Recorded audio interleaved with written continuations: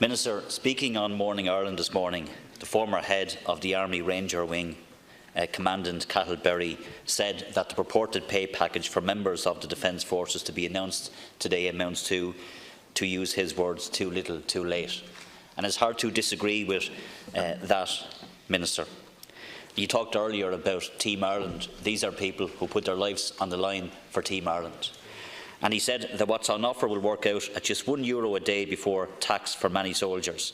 And that, again I quote, "This is the kind of money you'd give a child to get sweets." And that's what the government thinks of the Defence Forces. And again, it's hard to disagree with that. There is in the Defence Forces, as there is in some areas in our public services on the front line, a serious recruitment and retention crisis. 3,700 personnel left the Defence Forces over the last number of years.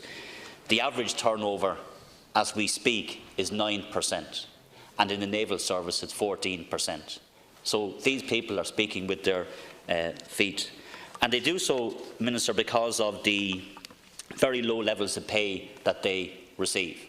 They pay mortgages, they pay rent. Like everybody else, they're caught with high costs of living, with childcare, sending children back to school, all of the costs that families have to bear. But they do so on very, very low and unsustainable levels of pay. Many soldiers see a long-term career in the Defence Forces as, to use their words, unsustainable and unviable. And that's why, for the sake of their families, they are unfortunately leaving in their droves. And that is because Defence Forces personnel are amongst the worst paid workers in the public service, Minister. And this is relevant to your own portfolio. There are Defence Force families that are reliant on the working family payment, and the fact that many families can't make ends meet means that they are dependent on welfare transfers to simply get by. Imagine people who work in the public service not being paid a living wage.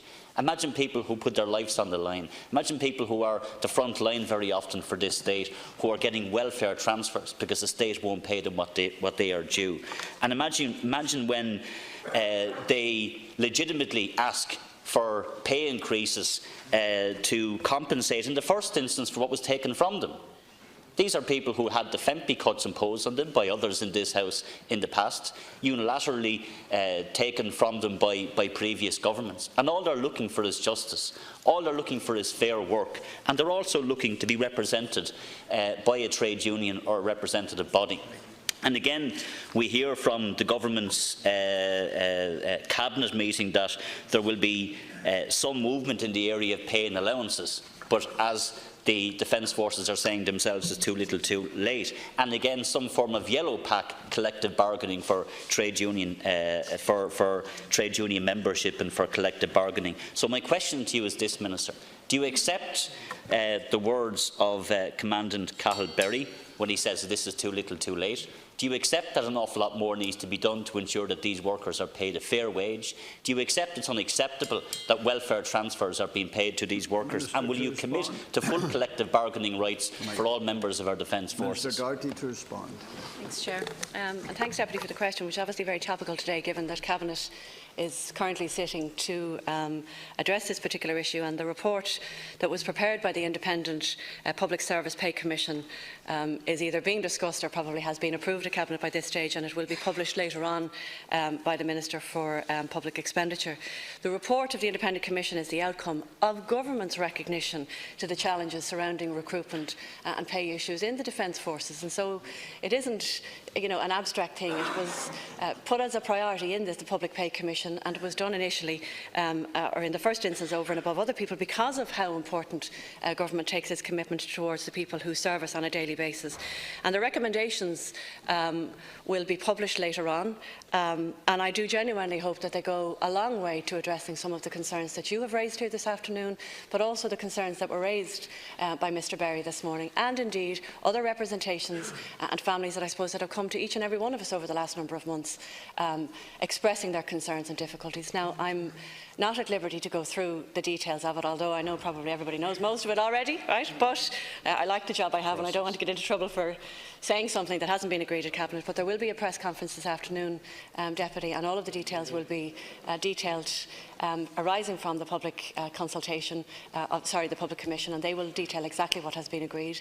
And then obviously it will be over to our defence forces, our men and women, to decide whether they accept it or don't accept it. So I know that's not as a fulsome an answer as you would have liked, but that's all I'm in a position to give you at the moment. We've already seen this because, like many government departments, it's leaked. We're reading it in the papers. We have a fair sense of what is being proposed and what is being discussed at Cabinet. We have very senior current and former members of the Defence Forces saying it isn't enough. And these are really genuine concerns that these members of the Defence Forces have. It is soul destroying if you are doing a job as important as being involved in the Naval Service or the Army or any of the Defence Forces, and you can't even pay the bills. You don't even have a living wage. Yesterday we had the technical group that looks at calculating the living wage come out with an increased amount. And again yesterday in this House, the Taoiseach turned his face against introducing a living wage, even in the public sector. Still saying to these workers that we're not prepared to pay you what is necessary to put food on the table, to pay your rent, to pay your mortgage, to pay for your children going to school, to meet the cost of living that these people have to meet. And because of that, the facts are very clear. They are leaving in their droves.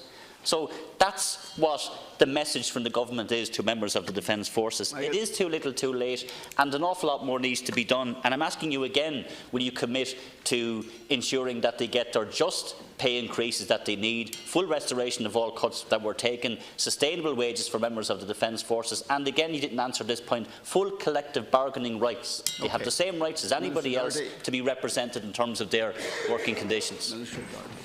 Respectfully, Deputy, while it might make a good soundbite, you know full well that I don't have the authority to answer in the affirmative as you are looking for with regard to the questions that you've given me. So all I can say is that I have the authority to represent a government who do and has a commitment to our Defence Forces and our Naval Forces services, and that's why the Public Service Pay Commission sought to address this issue as a priority. That's why the range of allowances, from the military service allowance, security day allowance, patrol duty allowance, armour range winger allowance, bomb disposal team allowances, the return of premium weights for the weekends, all have been under consideration by the Public Pay Commission and will be presented in a document this afternoon for our Defence Forces to appraise and to decide whether they can accept it or don't accept it.